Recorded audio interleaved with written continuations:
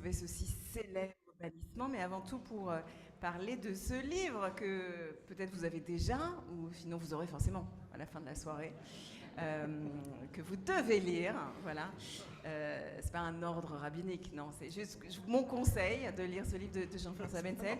Merci beaucoup, Jean-François, d'avoir proposé de dialoguer avec toi ce soir. D'abord, je voudrais dissiper un malentendu et faire une forme de vidouille. Vous savez, on est à la saison où on s'est beaucoup frappé la poitrine ou présenter des excuses.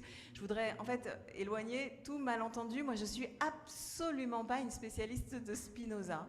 Mais alors pas du tout. En fait, d'ailleurs, c'est même intéressant. Je me posais la question pourquoi à l'école rabbinique, en fait, jusqu'à aujourd'hui, on n'étudie pas à New York, à l'école rabbinique où j'étais, on étudie à peine Spinoza, qui en fait, c'est pas du tout lié à la personnalité controversée ou une volonté de l'éloigner encore, de le bannir, absolument pas. Mais on n'étudie pas particulièrement Spinoza, et donc je me sens assez novice et pas nécessairement très compétente pour vous en parler. C'est la raison pour laquelle ce soir, je vais surtout intervenir comme personne qui questionne. J'espère que c'est OK pour toi, Jean-François, mais OK pour vous. Voilà ce que je vous propose. Je vais poser pas mal de questions.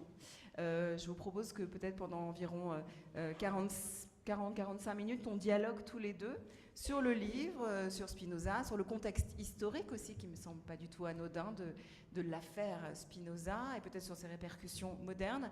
Et ensuite, dans un second temps, je vous passerai la parole, et j'espère que vous aurez énormément de questions pour Jean-François, et puis ensuite vous pourrez bien sûr acquérir le livre, et je suis sûre que tu te feras un plaisir d'écrire de magnifiques dédicaces. Alors peut-être on va entrer directement dans le sujet, puisque ce que tu as écrit comme livre porte le titre de Qui a tué Spinoza. Donc c'est la promesse d'une enquête, d'une intrigue qui est menée un peu sous la forme d'un Cluedo, le colonel Moutarde dans la bibliothèque avec le chandelier. Alors j'ai pas mal de questions, notamment là-dessus, de savoir d'abord si tu jouais beaucoup au Cluedo, ou tu as joué beaucoup au Cluedo. Mais plus largement, quelle est la genèse, en fait, assez classiquement de ce livre? Qu'est-ce qui a fait que tu as décidé d'aborder cette question sous l'angle de l'enquête policière, vraiment telle que tu l'as écrit? Merci Delphine, merci à vous tous et à vous toutes d'être présents ici ce soir. Alors la genèse du livre, c'est qu'en fait il se trouve que j'étudie beaucoup Spinoza de manière active depuis, vu mon grand âge, une bonne vingtaine d'années. Et j'ai pris l'habitude de à peu près d'essayer de lire tout ce qui se publie sur Spinoza, ce qui demande un peu d'attention et ce qui occupe un peu. Et notamment, j'ai lu, au fur et à mesure que j'ai compris un peu sa pensée, comment elle était si utile à mon avis dans la vie de tous les jours, j'ai lu ses biographies. Et plus je lisais sa biographie, c'est-à-dire la première biographie, hein, il meurt en 1677, la première biographie c'est 1706, donc 30 ans après. Et quand je lisais cette biographie, je me disais, il y a quelque chose qui cloche, il y a quelque chose qui ne tourne pas. Et je vais vous lire quand même. Vous voyez que ce n'est pas une invention de ma part. Donc, et là vous entendez ou pas? Il faut que je m'approche plus. Je me rapproche. Comme ça? C'est bon là? Et donc, le premier biographe parle de la mort de Spinoza. Et voilà ce qu'il dit. Il avait fait venir d'Amsterdam un certain médecin que je ne puis désigner autrement que par ces deux lettres LM. Celui-ci chercha les gens du logis d'acheter un vieux coq, de le faire bouillir. Bref, ça ne marche pas et il meurt.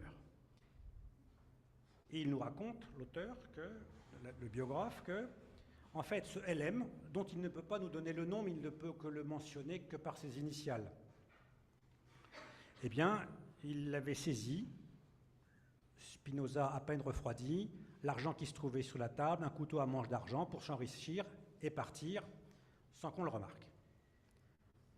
C'est quand même donc un peu bizarre comme façon de présenter sa mort, d'autant plus qu'en fait, tout le monde à l'époque sait très bien qui est LM.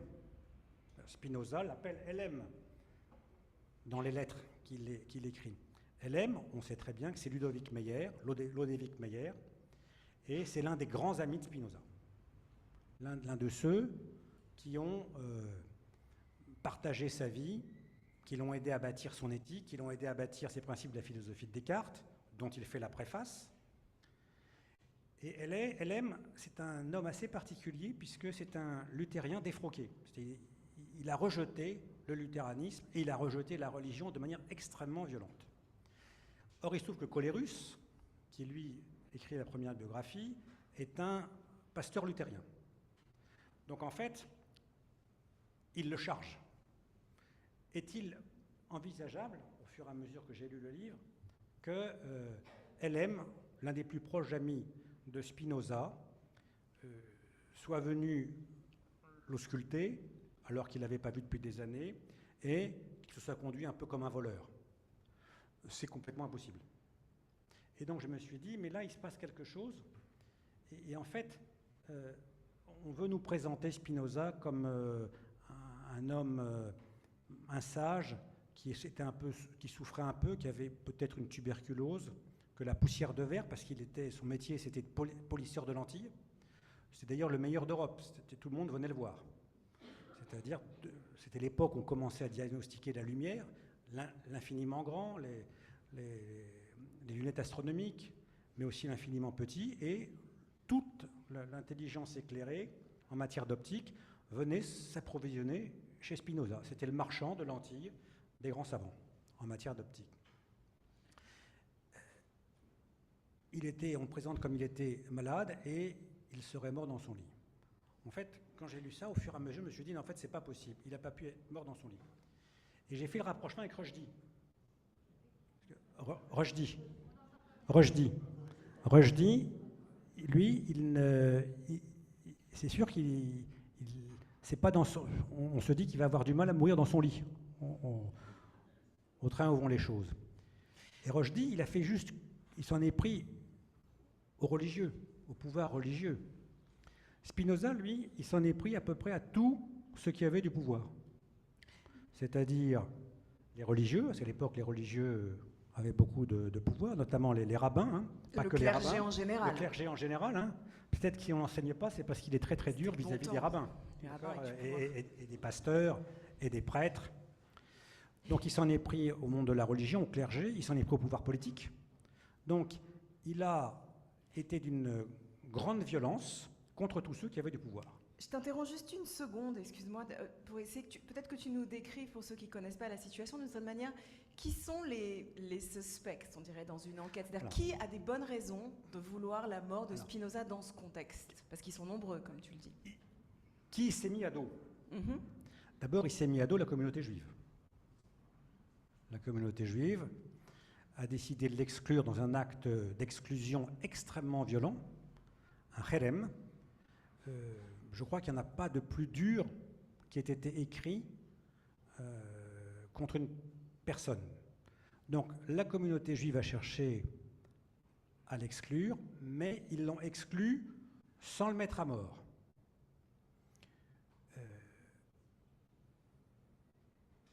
Ça n'a pas contenté tous les membres du conseil d'administration. On peut imaginer ça aujourd'hui. Tu vois, tous les membres du conseil d'administration de la synagogue, et certains, dont notamment un homme absolument exceptionnel d'envergure, qui s'appelle Abraham Pereira, qui lui s'est chargé d'exclure l'ami de Spinoza une année après, Juan de Prado. Lui, sans aucun doute, il voulait sa peau. Donc, il s'est mis à dos la communauté juive, le conseil d'administration de la synagogue, la communauté juive. Donc, premier ennemi identifié. Et d'ailleurs, il a pris un coup de couteau. Alors, on ne sait pas exactement si c'est avant ou après son kherem, son exclusion. Il a pris un coup de couteau d'un membre de la communauté juive qui s'est rué sur lui, et il en a réchappé parce que dans son manteau, il y avait une plaque, et donc le couteau a dérapé. Donc, la communauté juive. 2, les pasteurs protestants. Là aussi, il n'est pas tendre avec eux. Et il nuit profondément à leur conception de la religion. Au fait que, notamment, à l'époque en tout cas, nous on a la chance que ça ne se passe pas comme ça chez nous, que les pasteurs, ils les accusent de superstition, de manipuler les membres de leurs églises. Il est très dur avec eux. Il veut ruiner leur pouvoir. Donc eux aussi se sont dit, cet homme nous dérange considérablement. Ensuite, il y avait une minorité catholique, pareil, en se prenant au clergé, au curé, aux prêtres, d'une violence terrible. Hein. Lui, il considérait que le pire, c'était la religion catholique. Il l'écrit dans ses lettres, parce que c'était la religion, dit-il, la plus superstitieuse. Donc, les trois religions. Il n'y avait pas de musulmans à l'époque à Amsterdam, mais enfin, il a quelques lettres dans lesquelles il parle du sultan et vis-à-vis desquelles il n'est pas vraiment tendre. Donc, tous les religieux. Ça fait quand même beaucoup à l'époque, étant donné le pouvoir de la religion. Ensuite, il s'en est pris à la maison régnante, ou presque régnante, de Hollande, qui est la maison d'Orange. Puisqu'à partir de 1672, en fait, il a vécu, la Hollande a vécu une période bénie, 1652-1672, qu'on appelle l'époque de la vraie liberté. C'est une époque dans laquelle le pouvoir appartenait à des régents, à des maires de communes, qui étaient en général des hommes très fortunés, mais très éclairés. Et puis, ce que le principal, l'homme le plus exceptionnel parmi les régents, qui était Jean de Witt, n'a pas vu venir, c'est qu'il s'est trouvé qu'en 1672, Louis XIV lui déclare la guerre.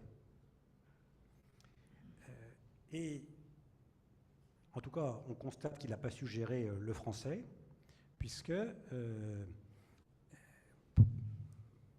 Louis XIV, il fait une proposition à Louis XIV, une proposition extrêmement intéressante, dans laquelle il lui donne à peu près pas loin de la moitié de la Hollande, une somme énorme d'argent, et Louis XIV refuse, parce que Louis XIV c'est un homme extrêmement orgueilleux, et comme le dit, comme on le voit dans ses discours ou dans ses lettres, Louis XIV avait un désir de conquête.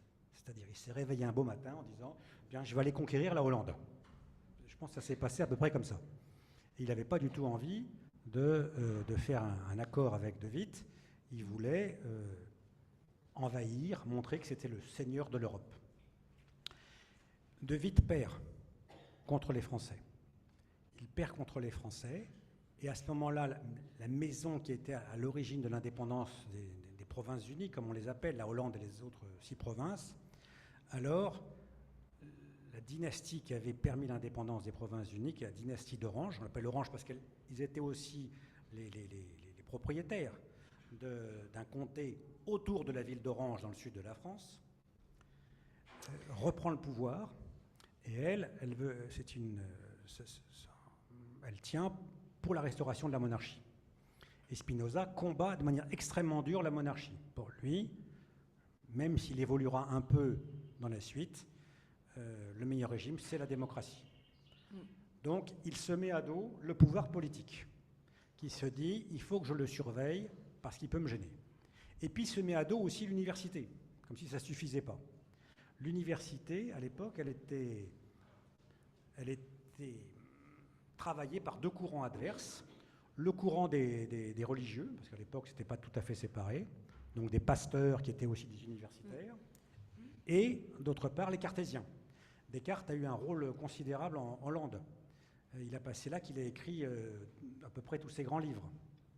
Pourquoi il était là-bas? Parce que c'était 1652-1672, période de grande tolérance, qui a permis d'ailleurs aux Juifs de s'acculturer, même si ça venait d'un peu plus loin, mais elle était déterminante pour l'avenir des Juifs en Hollande.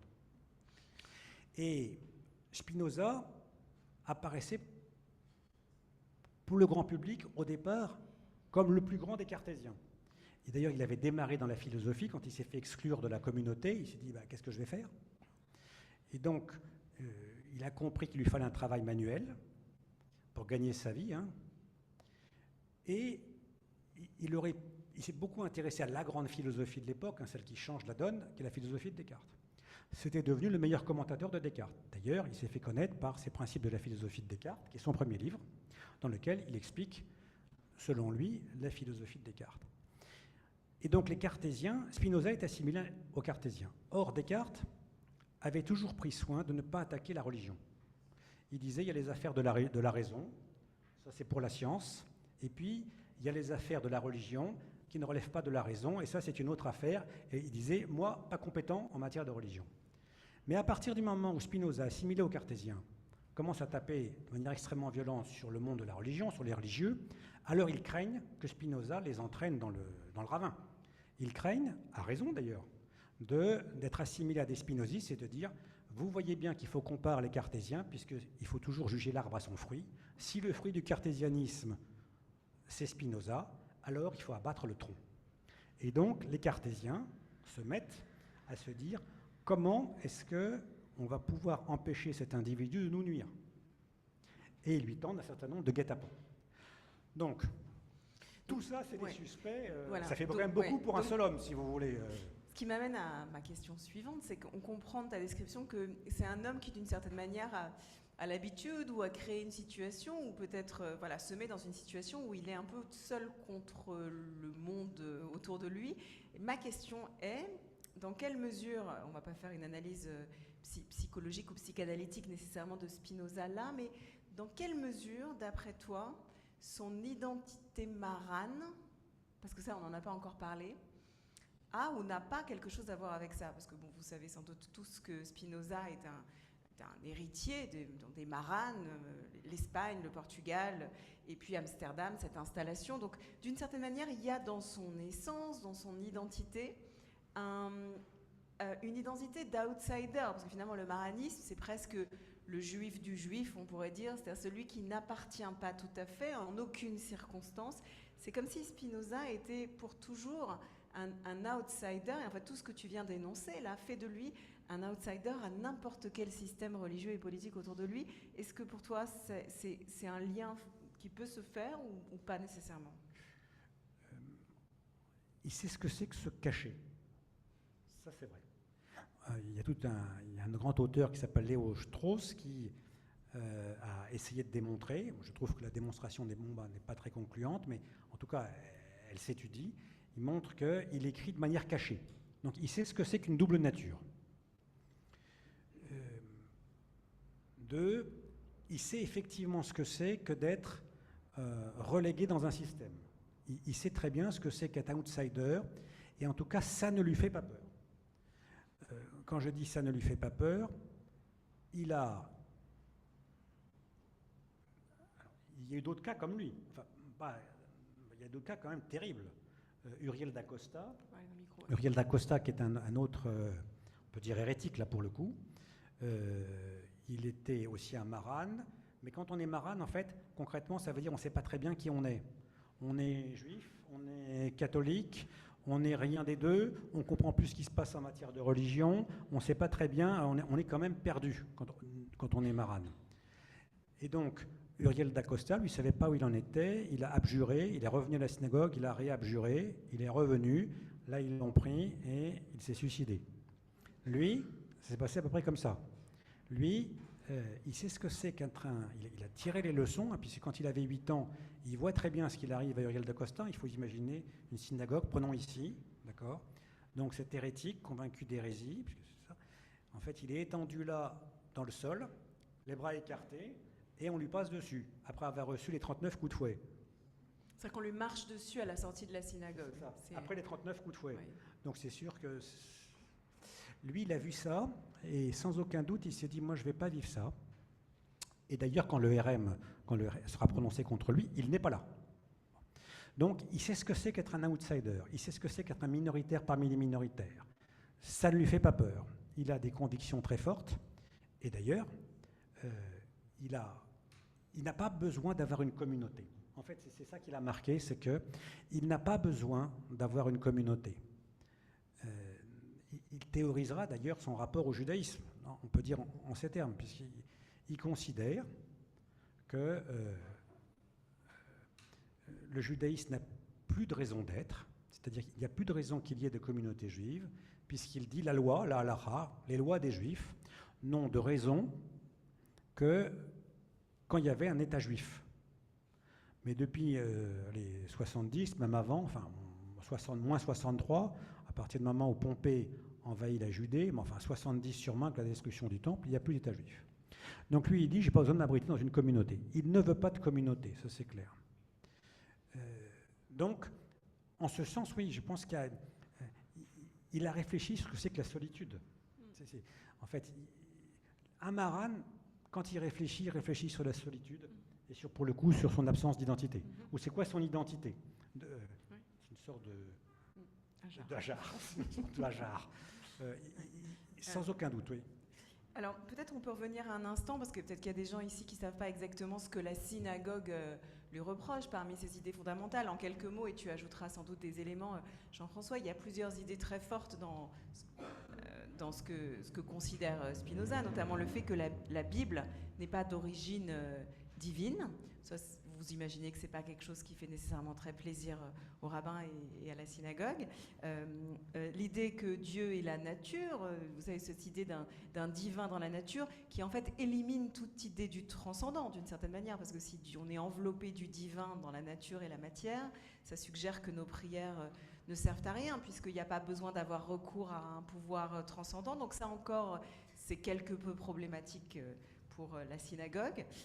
Et puis, ce que tu viens de nommer, cette idée que s'il n'y a pas d'État juif, aucune des mitzvot n'a de sens, ni manger kasher, ni faire Shabbat, ni quoi que ce soit, puisque cette législation, selon Spinoza, n'a de sens que si on est sur un politiquement installé et en pouvoir, mais donc le judaïsme n'a pas de sens pour lui en diaspora. Donc en fait, il y a plein d'autres idées, mais vous percevez déjà ces trois-là, à quel point elles sont insupportable, bien entendu, pour un judaïsme orthodoxe, mais ça nous amène quand même à poser une question plus large.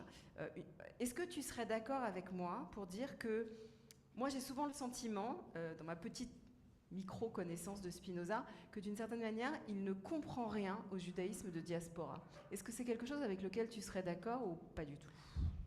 Alors, une des questions qu'on me pose, mais bon, comme vous êtes engagé dans la communauté juive, comment vous jugez le rapport de Spinoza au judaïsme? Alors, moi, je pense qu'il n'a rien compris au judaïsme, pour être clair. Je pense qu'il n'a pas compris le judaïsme.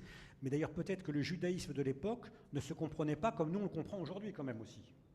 Parce qu'en fait, le judaïsme de l'époque, il faut imaginer le travail des rabbins, d'accord, et aussi, comme disent, du Mahamad, du conseil d'administration de la synagogue. En fait, ces marans qui venaient ne connaissaient rien, à peu près rien. Et en fait, leur obsession, c'était de remettre les juifs dans le droit chemin. Donc, leur réapprendre ce que c'est qu'être juif, les lois, le Shabbat, comment on se comporte à la synagogue. Par exemple, un jour, ils ont été obligés d'exclure pour un jour un des rabbins de la synagogue, d'accord, on pourrait faire ça une fois, un des rabbins de la synagogue, d'accord, parce qu'il s'était mis à insulter un membre de la synagogue en chair, d'accord. Donc, vous voyez, c'est pour vous dire qu'ils avaient un boulot énorme, les gars, d'accord. Donc, c'était la façon dont eux, ils ont vécu leur judaïsme. Et bon, ça a marché quand même. Hein. Deux, ils avaient un autre problème. C'est qu'ils étaient tolérés, puis acceptés, et très ouvertement acceptés par les dirigeants de la ville d'Amsterdam, si on prend Amsterdam, mais à une condition.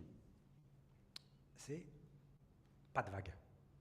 C'est, nous, on compte sur vous, parce que quand même, les juifs, c'est important, hein, même pour des chrétiens de l'époque, on compte sur vous pour que vous soyez nickel sur le plan de la religion. Ça veut dire quoi? Ça veut dire, la Bible a été écrite par Dieu, d'accord, Moïse est son prophète, et Dieu jugera les mécréants, et ainsi de suite. Donc, on vous demande, messieurs, mais c'est écrit, c'est pas... Quand vous lisez les lettres, vous voyez, ils écrivent, ils disent, bon, quand même, il faut faire le ménage. Hein. Et donc, ils doivent rendre des comptes à la ville d'Amsterdam. C'est un deal politique, politico-théologique. On vous laisse exercer votre culte, on vous laisse l'exercer publiquement, hein, parce que quand même, ils avaient obtenu ça. On voulait, mais pas de vague, et surtout, vous êtes nickel sur le plan des convictions religieuses. Vous devez avoir, globalement, on doit tous croire pareil. Donc, Spinoza leur pose un vrai problème. Mais quand on regarde, ça s'est passé un peu différemment. Parce que là aussi, j'ai lu beaucoup de lettres sur le sujet. En fait, le grand rabbin de l'époque, c'est Saül Mortera, un Vénitien. Il aurait bien fait un deal avec Spinoza. Il dit, Bento, à côté, je pense que ça s'est passé comme ça. Il dit, pour ton père, dont j'étais très proche, et tu te mets à côté, d'accord, tranquillement. Calme-toi. Tu te mets à côté. Ok, on ne sait pas si c'est biblique, tranquille, d'accord, tranquille. Mais en fait, Spinoza, c'est pas ça qu'il fait. D'ailleurs, comme toujours, il suffit de lire. C'est plutôt le plus dur. Donc, je vous lis quand même. Dans le micro, ouais. Je lis juste un petit passage du Kherem. Les messieurs du Mahamad, c'est le conseil d'administration, vous font savoir qu'ayant eu connaissance depuis quelque temps des mauvaises opinions et de la conduite de Baruch de Spinoza, ils s'efforcèrent par différents moyens et promesses de le détourner de sa mauvaise voie. Donc il cherche à dealer avec lui. Il dit, bon, trouvons une solution. Tu as tes idées, on a nos idées, mais il n'y a pas de quoi quand même fouetter un chat. Tu vas pouvoir y arriver, tu dois... Bon. Mais ce n'est pas exactement ça. Ce qui suit est important. Ne pouvant porter remède à cela, au fait qu'il change d'idée, recevant par contre chaque jour de plus amples informations sur les horribles hérésies qu'il pratiquait et enseignait, et c'est la suite qui à mon avis est intéressante, et sur les actes monstrueux qu'il commettait. Ah, mais quels actes? Quels sont les actes? Quels sont les actes? Donc, je me suis dit, c'était quand même intéressant de savoir de quoi on parle. Parce qu'on voit très bien que ils auraient pu faire un accord avec lui sur ses opinions, en disant, écoute, nous on a quand même des problèmes avec la ville d'Amsterdam, donc rends-nous service pour la mémoire de ton père. Mais ils ont découvert qu'ils avaient fait des actes monstrueux. C'est quand même fort, des actes monstrueux.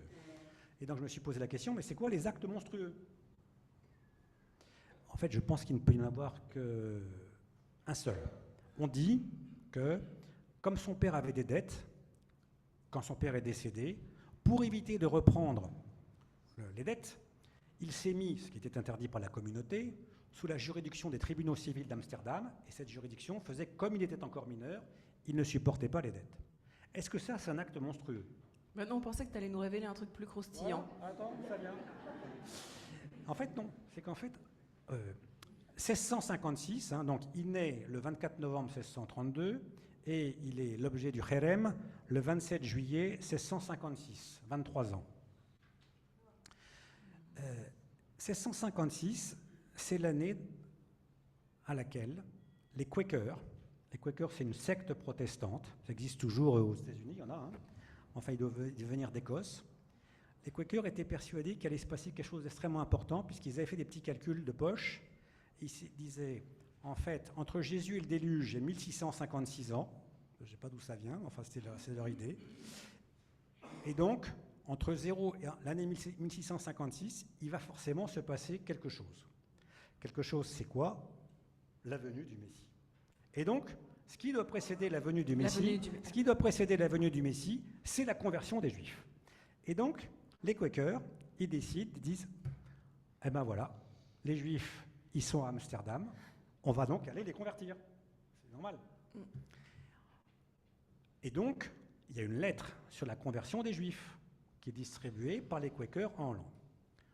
Les rabbins de la synagogue et le conseil d'administration disaient, oh, ça quand même, vous avez interdiction d'avoir des contacts avec eux. Ce qui est sûr, c'est qu'on sait que Spinoza a eu des contacts avec eux. Est-ce que ça suffit en tant que tel? Non. Il y a une lettre qui date d'un an après son exclusion, 1657, dans laquelle deux Quakers disent « Ah, vraiment, ce juif qui s'est fait exclure de la synagogue, vraiment, on a vraiment eu de la chance de tomber sur lui, puisque grâce à lui, on a pu traduire en néerlandais la lettre appelant à la conversion des Juifs. » Mon hypothèse, c'est qu'en fait, il a appelé à la conversion des Juifs. C'est-à-dire, c'est ça pour le coup, là, c'est un acte monstrueux. D'accord? L'acte monstrueux, c'est-à-dire, imaginons l'un d'entre vous, d'accord, qui appelle à la conversion des Juifs. Voilà, on se dirait, voilà, ça va pas bien. Il va falloir réagir. Eh bien, ça, c'est un acte monstrueux. Moi, je suis convaincu, alors je ne peux pas le démontrer parce qu'il n'y a pas le nom de Spinoza, mais cette lettre, elle montre bien qu'il parle d'un juif excommunié, donc il n'y en a pas 36 à l'époque, d'ailleurs, il y en a une petite dizaine, oui, 5-6, qui leur aurait traduit la lettre. Eh bien, moi, je suis sûr que c'est Spinoza. Je pense que c'est ça l'acte monstrueux. Oui. C'est-à-dire qu'en fait, il voulait quitter le judaïsme. C'est ça ce dont moi je suis certain, c'est qu'en fait, il voulait quitter le judaïsme. Il pensait que ça ne servait plus à rien pour les raisons qu'on a dit. Voilà. Alors, je voudrais un tout petit peu, peut-être à partir de là, précisément, tu parlais de messianisme, élargir la focale, ce qui est un petit jeu de mots sur le métier de... Voilà. Et peut-être avoir une image plus large du temps dans lequel vit Spinoza, parce que finalement, on ne peut pas comprendre, là tu viens de citer les Quakers, et l'idée que, de leur point de vue, il y a la même distance entre le déluge et Jésus, puis Jésus et l'arrivée d'un Messie. Mais il faut aussi avoir en tête que 1666, un tout petit peu plus tard, c'est l'année considérée, il y a la question de la réapparition du diable dans une certaine théologie chrétienne, qu'il faut surtout dans le monde juif ne pas perdre de l'idée que les dates de Spinoza sont quasiment les mêmes. Il est un contemporain de Shabtai Tzvi. Shabtai Tzvi, c'est quand même le faux messie de l'histoire juive. Vous connaissez peut-être l'histoire Shabtai Tzvi, la scène se passe à Salonique, enfin, et en partie en Israël. Shabtai Tzvi, rejeté par la communauté, une histoire un peu similaire, va se retrouver en Israël, rencontre un homme, Nathan de Gaza, qui va devenir son prophète et qui voit en lui le Mashiach, le Messie. Et ça va être, on ne mesure pas aujourd'hui souvent à quel point c'est un ravage considérable. Le Shabtai Tzvi va créer vraiment, c'est l'étincelle d'une dévastation idéologique dans le monde juif, avec tant de gens y ont cru. C'est un moment vraiment de dévastation idéologique. Et c'est quand même intéressant de penser que c'est, quand on élargit la focale, que c'est au même moment, il y a ce vent de messianisme qui nous invite à nous poser la question que je te pose, c'est est-ce que ce cherem, cette colère contre Spinoza, aurait été la même dans un autre contexte que celui de cette montée en puissance du messianisme, des discours diaboliques et du fantasme autour du diable qui serait de retour? Et Dieu, ma question. Spinoza te répondrait sûrement pas. C'est-à-dire, c'est arrivé ce jour-là parce qu'il était nécessaire que ça arrive ce jour-là. Shabtai Tzvi, c'est quand même quelques années plus tard. C'est quand même une dizaine d'années plus tard. Je rappelle qu'il n'a pas tout à fait terminé comme Spinoza, puisque, en fait, il s'est fait exclure, maudire de la part des Juifs au fur et à mesure. Il se rendu compte qu'en fait, il ne tenait pas ses promesses de libération. En fait, il est allé se réfugier à Constantinople. Et donc, il s'est fait arrêter par le sultan qui lui a dit, écoute, c'est très simple, ou tu te convertis ou on te tue. Et donc, il s'est évidemment converti à l'islam. Donc, la fin est moins glorieuse, comme la fin est moins glorieuse. Mais déjà, on continuait à croire en sa messianité. Alors oui, ça c'est sûr que les Juifs cherchaient dans le monde entier un sauveur, un Messie. Ça c'est sûr. Pour le coup, Spinoza était en désaccord absolu. Quand il a vu les Juifs d'Amsterdam devenir dingues à l'annonce du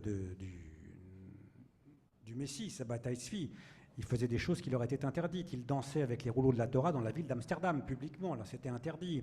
Ils se sont mis à vendre leur maison. Abraham Pereira, dont je parlais tout à l'heure, qui était l'homme le plus riche de la communauté, qui avait une œuvre aussi intellectuelle forte, qui était très dur en matière de judaïsme, il s'est dit, ça y est, je vais vendre ma maison, et il a acheté une propriété du côté de Hebron. Donc lui, il a été extrêmement critique par rapport à tout ça. Est-ce que c'est une des raisons de son exclusion? Non, je ne crois pas à cette époque-là. Je ne crois pas à cette époque-là. C'est venu plus tard. C'est venu plus tard. Non. On voit que, d'une certaine manière, Spinoza défend, bien entendu, la rationalité, la force du doute, le Dieu comme nature, Dieu est nature. Il défend cette idée qu'il n'y a pas de liberté, mais qu'il y a un déterminisme très très fort pour chacun d'entre nous.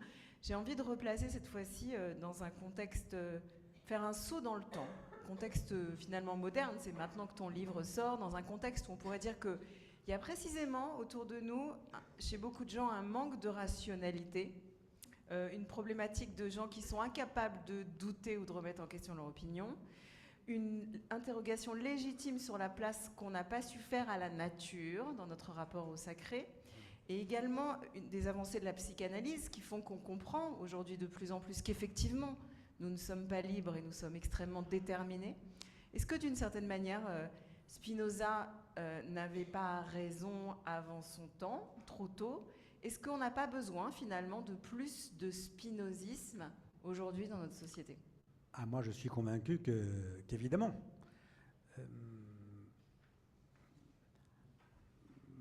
Pour des tas de raisons. On est d'accord, on met de côté ce rapport au judaïsme qui me paraît faux, mais il reste le reste de l'œuvre. Il reste son éthique et son traité politique. Et aussi son traité théologico-politique, parce qu'en fait, ce qu'il critique, d'accord, c'est pas la religion, il considère c'est extrêmement important, la religion, il le dit, mais il n'aime pas ses représentants. qui ne font qu'entretenir la superstition, et comme il dit dans une belle formule, il leur fait croire qu'ils combattent pour leur salut, alors qu'ils combattent pour leur servitude. Donc sur la religion, il a une opinion beaucoup plus modérée. Il n'aime pas ses représentants, parce que les représentants de l'époque, mais sans doute ça n'a pas complètement changé partout, hein, on le sait bien quand même, sont des avocats de la superstition, quoi, et rendent fous les gens, pour exercer du pouvoir sur eux. Non, on n'a pas besoin, tout le monde les connaît, il y en a même qui sont au tribunal. Bon, maintenant, oui, moi je trouve que sa pensée d'une utilité, d'une fécondité exceptionnelle. D'abord, c'est une pensée qui part de la nature. La première partie de l'éthique, elle s'appelle Dédéo, de Dieu, mais en fait, pour faire simple, c'est de la nature. Et en fait, il avait essayé de partir de l'homme au départ. Son premier livre, c'est le traité pour la réforme pour l'amélioration de l'entendement, c'est son traité pour se guérir de sa mauvaise façon de penser. Il commence comme Descartes, mais en fait, il se rend compte qu'il n'y arrive pas. Le livre s'arrête. Et pourquoi il se rend compte? Parce qu'il dit en fait, mais l'homme n'est pas un empire dans un empire, comme il le dira plus tard. Nous sommes dans la nature. Nous sommes soumis à l'ordre commun de la nature, à l'ordre commun des choses. Nous n'y échappons pas. Et donc, il a compris qu'il fallait commencer à penser, à poser et à penser la nature. Nous sommes un petit élément dans la nature, c'est tout. Donc ça, je trouve ça exceptionnel. C'est-à-dire que, et c'est un défi pour le judaïsme quand même, c'est comment est-ce qu'on sort de l'anthropocentrisme. Je suis convaincu, on a fait quelque chose qui s'appelle l'Aman, pour essayer d'étudier, de faire travailler les textes de la tradition juive autour des questions écologiques. Je suis convaincu que tout ceci peut se penser à l'intérieur du judaïsme en travaillant nos textes, évidemment. Donc, ça démarre par la nature. 2, il nous dit, il n'y a pas de hasard. Je suis désolé, mais il nous dit, il n'y a pas de hasard. C'est-à-dire, tout est causé. C'est-à-dire, il n'y a pas de complot. Il n'y a pas de complotisme. Ça, c'est, comme il dit, pour des ignorants, pour des sots. Il n'y a pas de complotisme. Il n'y a que des causes. Nous sommes tous causés. Il nous dit, de ce fait, donc, il n'y a pas de libre arbitre. Nos comportements sont toujours déterminés. Nous sommes toujours conscients des actions que nous faisons, mais nous sommes ignorants des causes qui les déterminent, dit-il. Donc, et en fait, ce qu'il nous apprend, c'est à chercher les causes qui nous déterminent. Donc c'est pas mal, ça, quand même. Ensuite, il nous apprend, s'il y a des causes qui déterminent tout, il me semble que c'est la seule façon d'apprendre à ne pas juger. Si les gens sont ce qu'ils sont, si chacun de nous est ce qu'il est au moment donné, parce qu'il ne peut pas être autrement qu'il n'est, bah ça fait du bien. Hein. Vous ne vous mettez pas à juger les uns et les autres en disant bah, il est comme ceci, il est grand, il est gros, il est laid, il a une chemise bleue, verte, elle ne me plaît pas, ça n'a aucun intérêt. Voilà. Donc ça, c'est pas mal. Tout ça. Et puis des tas d'autres choses. Il nous apprend, je crois, la vraie liberté. C'est-à-dire, il nous apprend, parce qu'il dit, il dit pas qu'il n'y a pas de liberté, il dit qu'il n'y a pas de libre arbitre, parce que tout est causé. Mais il dit qu'il y a deux façons d'être causé. Il y a deux façons dont la nécessité s'exerce. Il y a la nécessité contrainte, voilà, l'ordre commun de la nature. Il fallait être là à 8 heures pour que ça démarrait, ça avait été fixé par des tiers, l'ordre commun de la nature. On ne traverse pas au feu vert, parce que les lois ne le prévoient pas. Donc ça, c'est la nécessité contrainte. Et puis il dit, il y a une autre forme de nécessité, comme il le dit très clairement, il y a la nécessité libre. C'est-à-dire, elle consiste à ne vivre que selon notre propre nature, notre propre essence singulière. Et ça, c'est quand même une idée très forte. L'idée que chacun de nous avons une essence singulière, et quand on y réfléchit, une chose donnée à une essence donnée, je ne sais pas comment on peut faire autrement. Donc l'idée que chacun de nous a une essence singulière, et que l'art de la vie, l'objet de la vie, c'est d'arriver à la connaître, à la comprendre et de l'exprimer. Et il dit, c'est ça la nécessité libre, c'est être cause de soi-même. Et plus on est cause de soi-même, plus on est, et c'est ce qu'il dit très clairement, une partie de Dieu. Puisque qu'est-ce que c'est que Dieu? C'est la cause de soi. Nous ne pouvons jamais être tout à fait cause de nous-mêmes, mais on peut essayer. Et donc c'est ça qu'il nous apprend. Il nous apprend à essayer de comprendre notre nature personnelle, notre essence singulière. Et l'objet de la vie, pour lui, c'est d'arriver à la comprendre, à l'exprimer. C'est pas mal ça. Ça aide à vivre. Et puis il a cette formule magnifique, moi je trouve, pour moi c'est l'un des sommets de l'éthique, proposition 24 de la 5e partie de l'éthique. Plus nous comprenons les choses singulières, plus nous comprenons Dieu. J'ai encore 2 questions à poser et après je vous passe la parole, peut-être pour vos questions. La première est liée à la temporalité juive dans laquelle nous sommes, la semaine de Sukkot. On est en plein cœur de Sukkot. La mitzvah par excellence de Sukkot, bien sûr, c'est d'être sous une cabane vulnérable et fragile, mais c'est surtout, et c'est étrange, on appelle la fête de Sukkot Zman Simchatenu, le temps de notre joie. En fait, il y a une obligation à Sukkot, aussi paradoxal que ça puisse sembler. On est obligé d'être dans la joie, ce qui est pas facile à faire. À des moments dans la vie, on vous dit maintenant, soit dans la joie, c'est pas nécessairement simple. Alors, on associe très souvent Spinoza à la joie sans avoir la moindre idée de ce que ça veut dire. Et je voulais savoir si tu pourrais un peu nous expliquer ce qu'on entend par la philosophie de la joie, à laquelle si souvent, de façon même un peu arbitraire, je sais pas, ou simpliste, on associe le nom de Spinoza. Alors, avant, quand on lit l'éthique donc de Spinoza, dont on sait qu'il a rejeté le judaïsme, qu'il considère que ça n'a plus d'actualité, nous sommes dans un... Ce qui frappe, c'est on est chez un auteur juif, en fait. C'est-à-dire, on voit bien, cet homme pense avec les concepts du judaïsme. Ça, c'est frappant. D'ailleurs, il dialogue explicitement, pour le critiquer, avec Maïmonide. D'ailleurs, dans sa bibliothèque, il n'y avait pas beaucoup de livres, 165 livres, c'est quand même assez peu. Il y avait toute une série de livres d'auteurs juifs, notamment un qui l'a beaucoup marqué et qui n'est pas si éloigné de ce qu'il dit, celui de Chazai Crescas, Or Hachem. Donc, on est très frappé que ces concepts, on se dit, en fait, on les connaît. Et celui qu'on connaît le mieux, c'est effectivement la joie. Parce que c'est effectivement un philosophe de la joie. Qu'est-ce que c'est que la joie? C'est tout ce qui nous permet d'augmenter notre puissance d'agir, notre puissance d'exister, notre puissance de vivre, tout ce qui nous permet finalement d'exprimer notre essence singulière. Et lui, il dit, nous devons, notre vie, puisque je disais tout à l'heure, c'est d'exprimer notre essence singulière, c'est-à-dire de porter notre degré de joie au niveau le plus élevé possible. Et d'ailleurs, le 5e partie de l'éthique s'appellera, ça a plusieurs titres, mais l'un des titres, c'est de la béatitude. Il nous propose une vision de la joie maximale qu'il dit que n'importe qui d'entre nous peut atteindre. Donc la question de l'être joyeux, de la joie pour chacun d'entre nous, elle est d'abord, c'est l'un des concepts qui revient le plus souvent sous la plume de Spinoza. Elle revient sans arrêt dans la 3e et surtout la 4e partie de l'éthique, c'est-à-dire ce qu'il veut nous apprendre, c'est à être joyeux, c'est-à-dire à être vraiment joyeux, c'est-à-dire pas à se réjouir, parce que c'est un homme lucide, c'est pas il sait comment ça marche l'humanité. Il y a une phrase,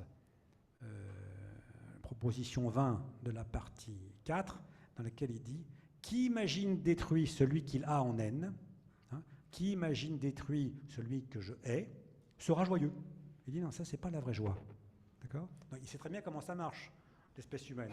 Ça, on ne la lui fait pas. Mais il dit « La vraie joie, c'est pas ça.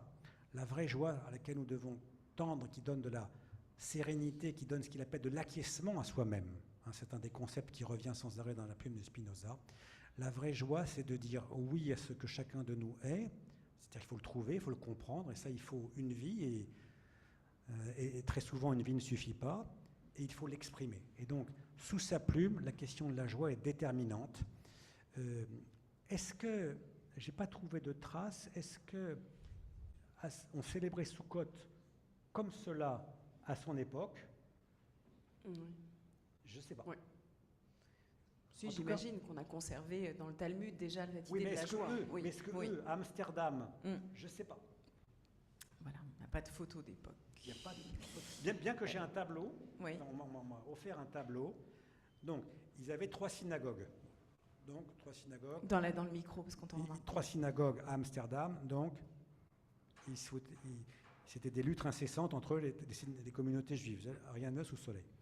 Et puis, un jour, ils ont la possibilité de construire une énorme synagogue à Amsterdam. Et donc, il n'y a pas de photo, mais sauf qu'il y a un tableau qu'on m'a offert, dans lequel on voit le bâtiment, hein, la grande synagogue d'Amsterdam, dans laquelle vous avez les grandes familles importantes de la communauté, et vous avez la famille de Spinoza. Pourquoi? Parce que son père, son oncle, son grand-père avaient été des bâtisseurs de la synagogue. Le père de Spinoza avait été un membre du conseil d'administration actif de la synagogue. Donc c'est étonnant que là on a une photo, une synagogue magnifique, et dans laquelle vous avez en médaillon un certain nombre de familles, dont la famille de Bento. Ça m'amène à ma dernière question, avant les vôtres, qui est la question à 100 shekels, mais qui m'oblige à faire un tout petit détour à nouveau par le calendrier juif il y a moins de 10 jours. Maintenant, on était dans nos synagogues, le soir de Yom Kippour, vous en souvenez sans doute, la façon dont Yom Kippour, le jour le plus solennel de l'année juive, s'ouvre. On entre dans un tribunal. En fait, Kol Nidre, on est convoqué au tribunal, à la barre des accusés. En fait, le tribunal se lève, toutes les Torahs sont face à nous, on mime un tribunal rabbinique, vraiment, on répète 3 fois ce Kol Nidre. Il y a une petite prière que souvent, sur laquelle on passe, moi je trouve très important de la chanter, mais on ne la chante pas dans toutes les synagogues, c'est les quelques mots qui précèdent le Kol Nidre. Alors, elle donne ça, Bishiva shel mala ou Bishiva shel mata. Ça veut dire dans l'assemblée d'en haut et dans l'assemblée d'en bas, Aldat, Amakom, Aldat, Akal, selon la vie de l'Éternel et la vie de cette communauté. Ano matirim leit palel ima avarianim. Nous autorisons maintenant, nous nous autorisons à prier avec ceux qui ont transgressé. Voilà. Mais en fait, il y a des liturgistes qui nous disent il y a un clin d'œil dans cette prière. En fait, au départ, il ne faut pas lire Leit palel ima avarianim, prier avec ceux qui ont transgressé, mais Leit palel ima iberianim, prier avec les Ibériens, c'est-à-dire les Maranes. Donc il y a des gens qui disent que c'est un petit clin d'œil, cette liturgie, au fait que quand même, à Yom Kippour, les Maranes, on ne sait pas trop si c'est des Juifs ou pas des Juifs, est-ce qu'ils sont avec nous ou pas avec nous, mais au moment du grand pardon, on est capable de les réinclure dans le Kol Nidre pour qu'ils fassent Kippour avec nous, c'est autorisé par les rabbins. Donc pourquoi cette introduction? Parce que si à Yom Kippour, dans notre grande miséricorde et mensuétude, nous disons « nous sommes capables de réintégrer les outsiders et les exclus », tu vois arriver maintenant ma question à 100 shekels, qu'est-ce qui fait qu'on ne l'a pas fait pour Spinoza? Et est-ce que d'après toi, il est temps ou pas de lever le cherem? Alors, vous savez que c'était une idée de Ben Gurion. Ben Gurion, lui, il avait une obsession, c'était de lever le cherem. Et donc, il était allé voir les rabbins de l'époque, et les rabbins lui avaient dit « Ah ben non, ça c'est pas possible ». En Israël, il y a un comité, j'ai découvert ça, actif, pour lever le cherem de Spinoza. C'est une très mauvaise idée. Je me permets de le dire clairement. C'est une très mauvaise idée parce que, mais pour lever le cherem, il faudrait estimer qu'ils aient fait une faute. Les gens du conseil d'administration et les rabbins de l'époque en l'excluant. Mais ils n'ont pas fait de faute. Ils voulaient partir. Ils voulaient en sortir. Ils ne voulaient plus être juifs.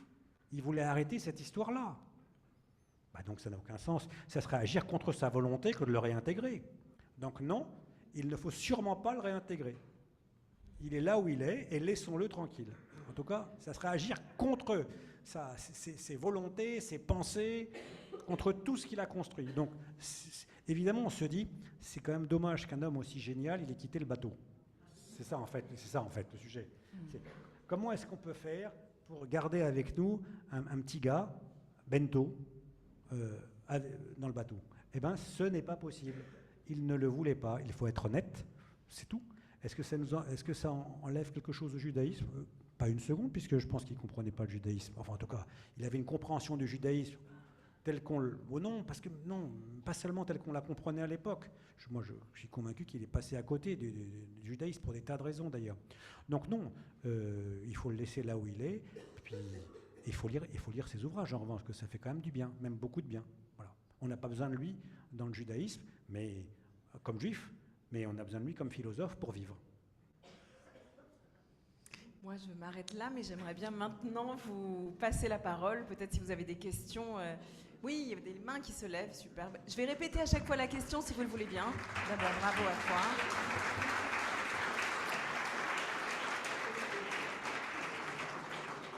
Je vais me permettre de répéter la question pour que les personnes à distance puissent l'entendre.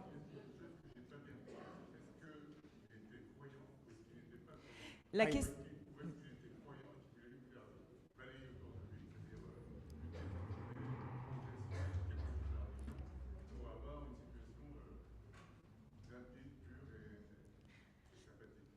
La question est, Spinoza était-il croyant ou n'était-il pas croyant, ou souhaitait-il d'une certaine manière faire peut-être table rase des institutions existantes pour un nouveau mode de religiosité différent?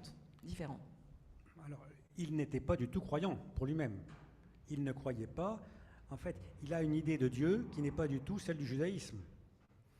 Puisque pour lui, Dieu est impersonnel. Dieu n'a pas, comme il le dit très bien, Dieu n'aime ni ne hait personne. Dieu ne juge pas, donc lui, il ne croyait à rien du tout de tout ça. Ça, c'est sûr. Maintenant, il comprenait très bien la nécessité de croire pour un certain nombre de personnes.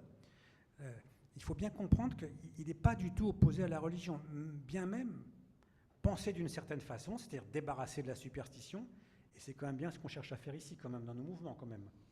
Plus ou moins, quand même. La question du doute et de la rationalité qui l'anime est aussi celle qui... Ah oui. Et donc, il disait, à partir du moment où une religion se débarrasse de la superstition, elle a les mêmes effets que la philosophie. C'est-à-dire, elle donne le salut. Donc, il faisait la distinction entre, pour lui, et lui disait, quand on va au bout de l'éthique, il disait, on n'a pas besoin de la religion. Enfin, aller au bout de l'éthique, il faut un peu d'endurance. Mais quand on ne va pas au bout de l'éthique, il dit la religion, ça donne débarrasser de la superstition, hein, c'est en clair, ça donne le même type de salut et de bonheur. Donc, il faisait la distinction entre lui, et pour les autres. D'ailleurs, il était toujours logé, il n'avait pas beaucoup d'argent quand même, hein. Il avait refusé une rente annuelle importante d'un de ses membres d'un petit groupe, parce qu'en fait, ce qui est intéressant, c'est qu'il a démarré dans le business, Bento. Parce que son père, lui, il avait une épicerie fine, enfin une épicerie de gros, dans laquelle il vendait à la bourse d'Amsterdam de l'huile d'olive, des fruits secs. Et Bento a démarré à la bourse d'Amsterdam. Et la bourse d'Amsterdam, à l'époque, c'est une époque de grand bouillonnement intellectuel. Il faut voir ce que c'est que ce XVIIe siècle. Au XVIIe siècle, vous avez au même moment Descartes, Pascal, Hobbes, Leibniz et Spinoza. Des gars qui ont quand même une certaine capacité à articuler du concept, d'accord, et à penser le monde. Ouais. Donc au même moment, vous avez ces cinq personnes. Et à la bourse d'Amsterdam, les gens qui faisaient de l'import-export, hein, il y avait quand même pas mal de juifs, eh bien, étaient passionnés de ces idées nouvelles. Et donc, il a vu comment ça marchait. Il a vu les croyances des uns et des autres. Quand il a refusé, donc je disais, donc à la bourse d'Amsterdam, il avait un de ses amis qui était devenu proche, issu d'une riche famille, Simon de Vries, qui voulait lui faire une rente énorme, annuelle, comme il était très riche. Il a refusé, il a dit non, je veux juste le minimum, je veux pas tes 2000 florins, je prends 300 florins, ça me suffira. Donc il n'avait pas beaucoup d'argent, il logeait chez des logeurs, c'est-à-dire des gens qui lui prêtaient contre ou un enseignement de la philosophie de Descartes, c'est arrivé, ou contre un peu d'argent, qui lui prêtaient une chambre. Et en fait, notamment le dernier, parce que là on a des traces, il était passionné de ce que le pasteur disait à l'église. Il disait chaque dimanche, il disait, racontez-moi ce qu'il a dit. Il trouvait ça vraiment très intéressant, il était très intéressé par la religion. Et donc il pensait que la religion avait un rôle majeur à jouer dans la vie d'un grand nombre de gens. Voilà. Mais débarrassé de la superstition et un petit travail quand même. Voilà. Oui, je vous en prie. Si vous voulez, je crois qu'il fonctionne, je vous laisse, sinon je répéterai la question. Je ne pensais pas me lever. Oui. Merci beaucoup pour cette présentation. J'avais, tout à l'heure, vous parliez du libre arbitre, justement, et sur le fait qu'il n'y avait pas de libre arbitre, c'est ça exactement? C'est sûr, il n'y en a pas. Et ma question était plutôt autour finalement de l'héritage de Spinoza. Quel est-il, jusqu'où il a été, et aujourd'hui est-ce qu'on en récolte les fruits? Est-ce que c'était une petite touche qui finalement s'est diffusée, ou a-t-il été oublié et finalement redécouvert qu'aujourd'hui?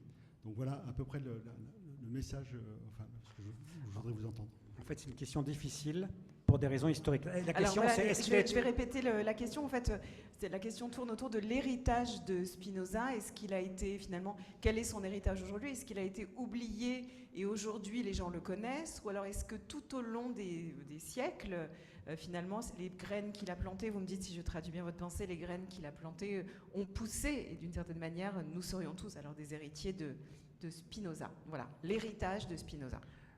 Alors là, il y a tout un courant d'historiens, dont la figure de proue est un juif qui s'appelle Jonathan Israel, qui a cherché à démontrer, à mon avis, avec assez beaucoup de pertinence, qu'en fait, le créateur du monde moderne, c'est Spinoza. Parce qu'en fait, Spinoza, il pense un monde sans transcendance. Il pense un monde dans lequel la religion est à sa place. Il pense un monde dans lequel chacun peut exprimer, pour autant qu'il ne rompe pas la sécurité publique, dans lequel chacun puisse exprimer son essence personnelle. Il pense un monde très très tôt dans lequel le meilleur des régimes, c'est la démocratie. Donc c'est le démocrate avant l'heure, quand même. Donc, sans aucun doute, les concepts qu'il pense, que les pouvoirs en place considèrent comme diaboliques. Ils disent que certains de ces livres ont été forgés en enfer, suivant la critique qui a été faite. Donc, sans aucun doute, ces concepts sont des idées qui ont contribué à l'éclosion du monde moderne. C'est la raison pour laquelle, si vous lisez le livre, c'est ça que vous découvrirez, c'est que y a un gars dont on n'a pas parlé, un suspect dont je n'ai pas parlé, mais qui, à mon avis, joue un rôle déterminant, c'est Leibniz. Leibniz. Parce que Leibniz, lui, bon, c'est un homme génial, hein, il n'y a pas de débat là-dessus, mais à la grande différence de Spinoza, c'est qu'il veut jouer un rôle politique. Et il veut être l'homme qui va réunir les différentes branches du catholicisme, du christianisme en une seule église pour faire la paix en Europe. Donc il pense qu'il est l'homme de la paix des monarques, des princes, réunis sous l'égide d'un christianisme qui l'aurait transformé. Et Leibniz, c'est pas du tout un démocrate, si vous voulez, mais alors pas du tout. Et Leibniz comprend très bien qu'entre lui et Spinoza, c'est quand même une question de vie ou de mort, quoi. Il ne peut pas y avoir deux individus aussi opposés à être sur le devant de la scène intellectuelle. Et donc Leibniz, vous verrez, il se passe des tas de choses autour de Leibniz et de ses camarades. Donc oui, les gens ont bien compris que Spinoza était un homme dangereux. Les gens ont bien compris que Spinoza, la pensée de Spinoza, conduisait quand même globalement à abattre les pouvoirs despotiques, même s'il évolue un peu dans le traité politique à la fin de sa vie. Mais c'est l'homme qui dit que la démocratie est quand même le meilleur des régimes, au sens où elle est le régime le plus durable, le plus absolu. Ce qu'il appelle le plus absolu, c'est-à-dire le plus durable. Donc, oui, ces concepts ont marqué de manière très forte, soit pour le réfuter, pour le haïr, mais soit parce qu'il a fait au fur et à mesure de plus en plus d'émules, y compris en France d'ailleurs. Donc, oui, sans aucun doute, il a eu un rôle majeur dans l'avènement de la modernité telle qu'on la connaît, mais sans aucun doute aussi, à raison de l'horreur qu'il représentait. Il y a certains de ses livres qui ont complètement disparu, par exemple, et qu'il a fallu le XXe siècle pour redécouvrir et retravailler. Comme par hasard, c'est le traité politique. C'est-à-dire qu'on a voulu oublier que Spinoza était un grand penseur de la politique moderne, de la démocratie, ainsi de suite, parce que c'est ce qui avait contribué à ébranler le trône des rois, des monarques, des despotes. Donc oui, un très grand rôle.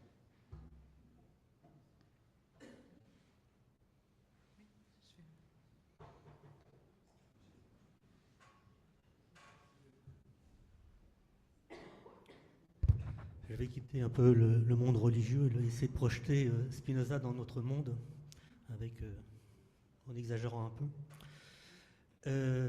Lors d'un congrès Solvay, Albert Einstein, sur la discussion de la mécanique quantique, avait eu on lui prête cette phrase « Dieu ne joue pas au dé ».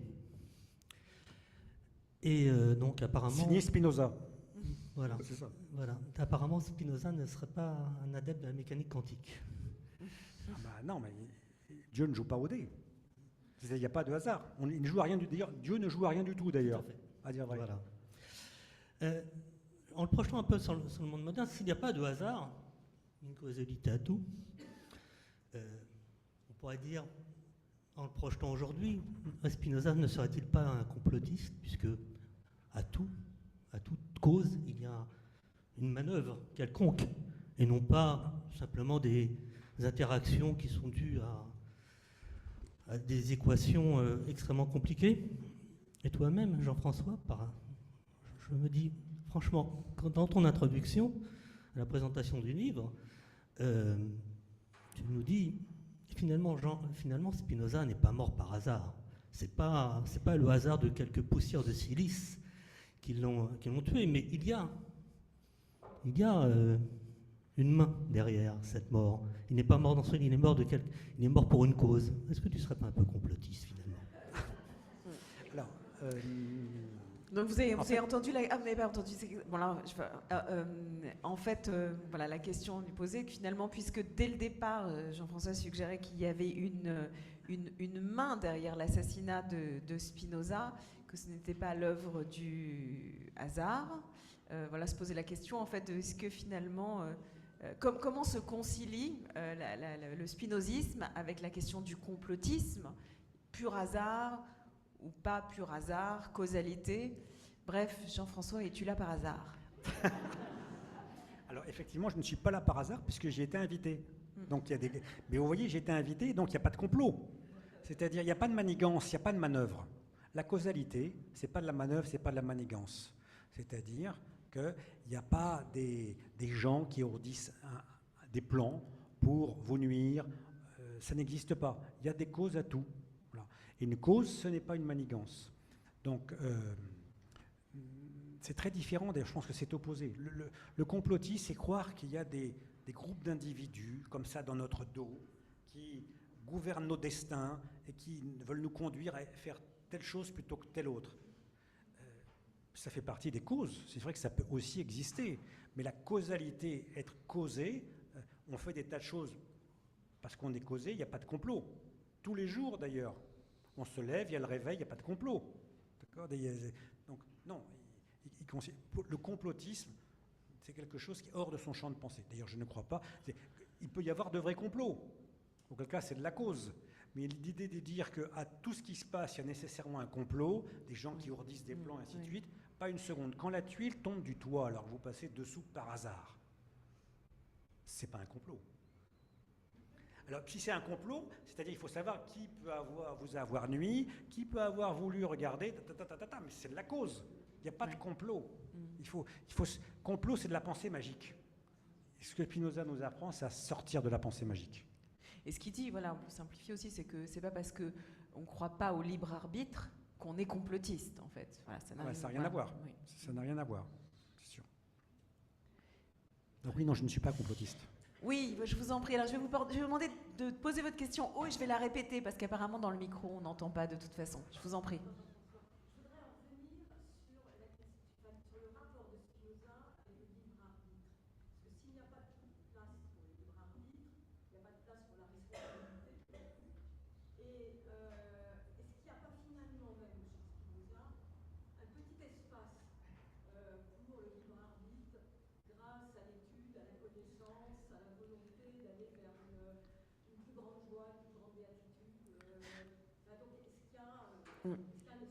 Donc je répète la question, le problème de la négation du libre arbitre serait aussi une négation de la responsabilité, puisque évidemment si vous n'êtes pas libre de vos actes, alors vous n'êtes pas non plus responsable. Alors la question est-ce que finalement chez Spinoza, dans sa pensée, il n'y a pas quand même un espace d'une certaine liberté, peut-être par l'étude ou par la joie, qui vous permet de regagner en responsabilité et en liberté et ne pas juste être causé par quelque chose.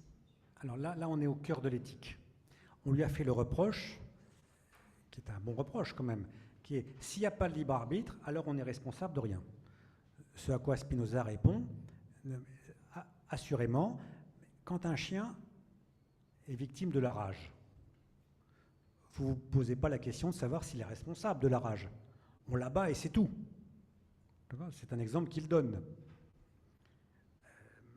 Donc, puisque tout est causé,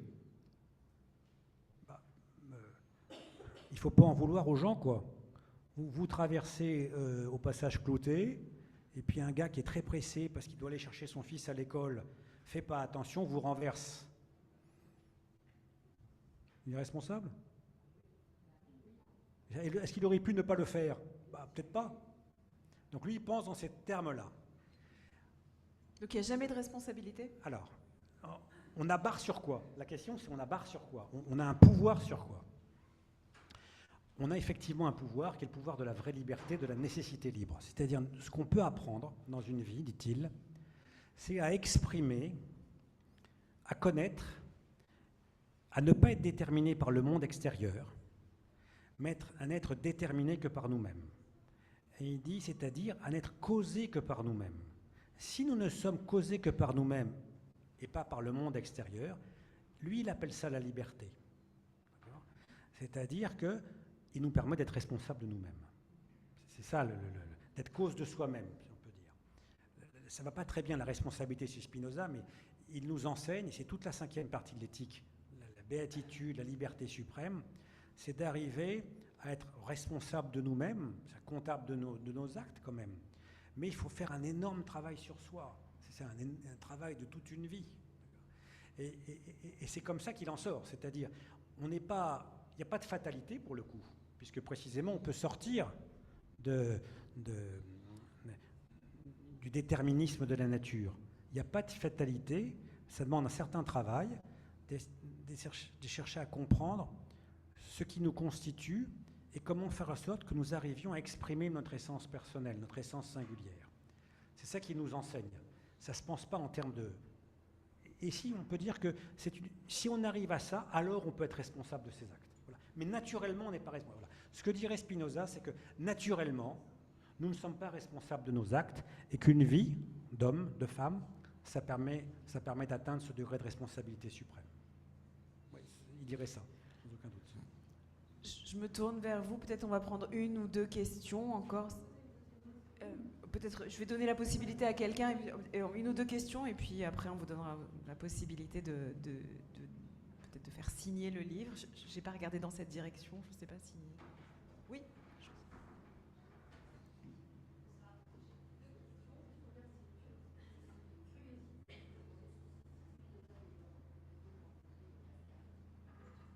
Alors, est-ce que Spinoza a eu l'occasion de rencontrer Pascal? C'est la première question. Non.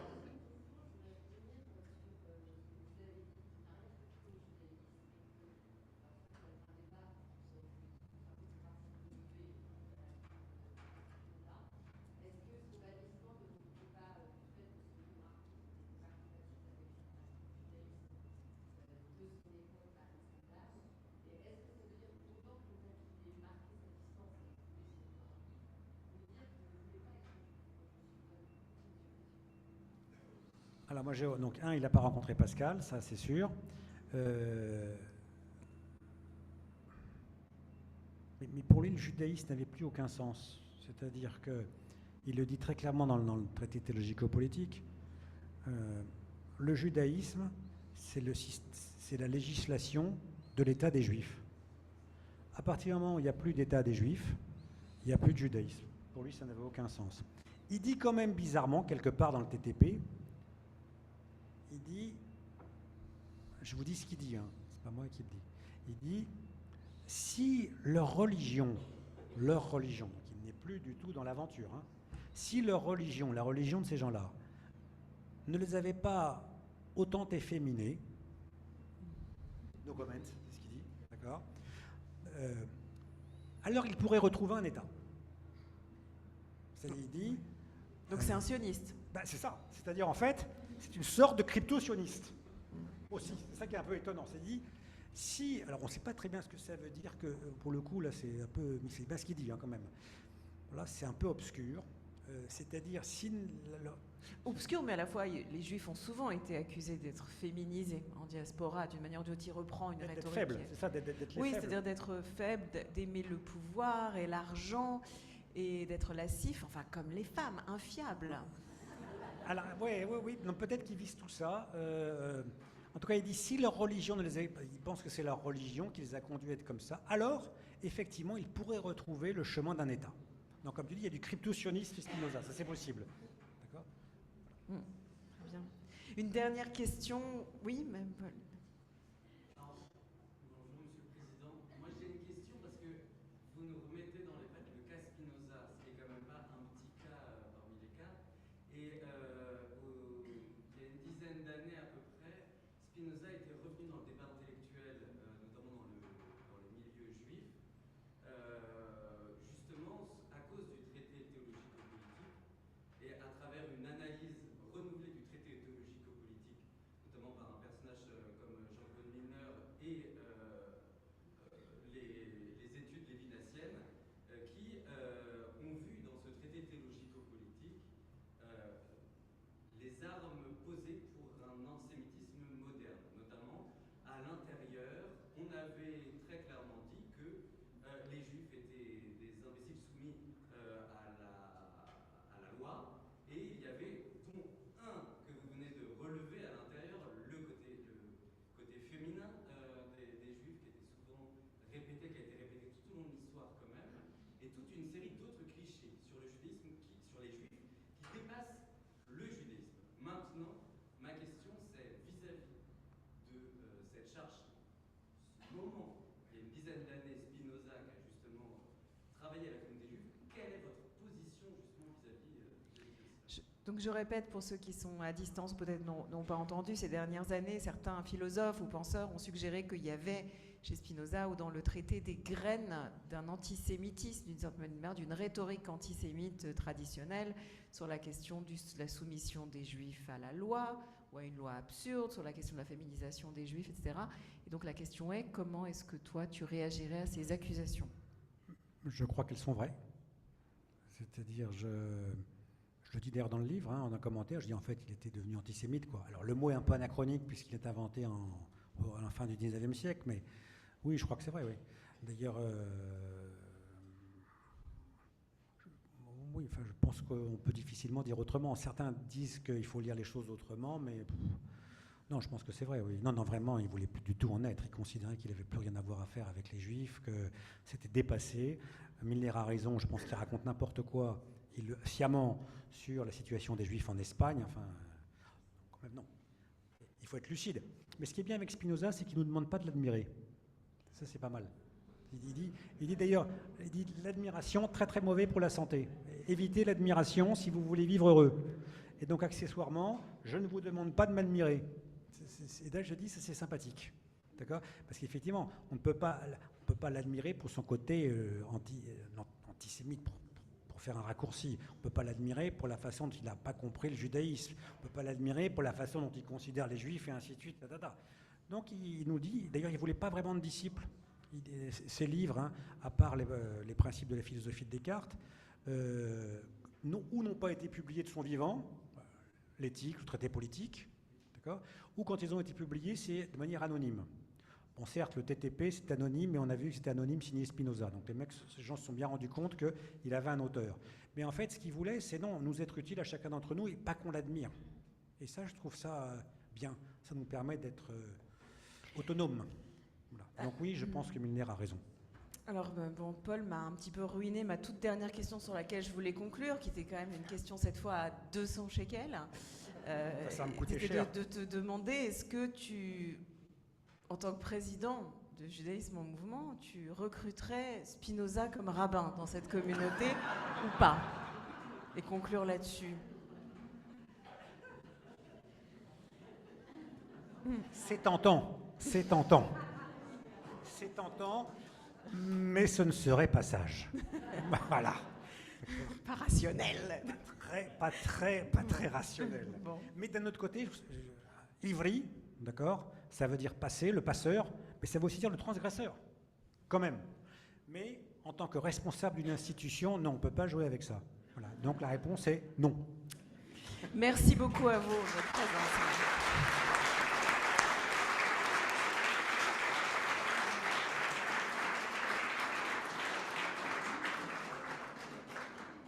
Qui a tué Spinoza? Les livres sont en vente à l'accueil. Si Jean-François, tu veux bien les signer pour les dédicaces, c'est juste à l'accueil. Et ensuite, suivi d'un petit pot d'amitié au 4e étage, on vous attend tous.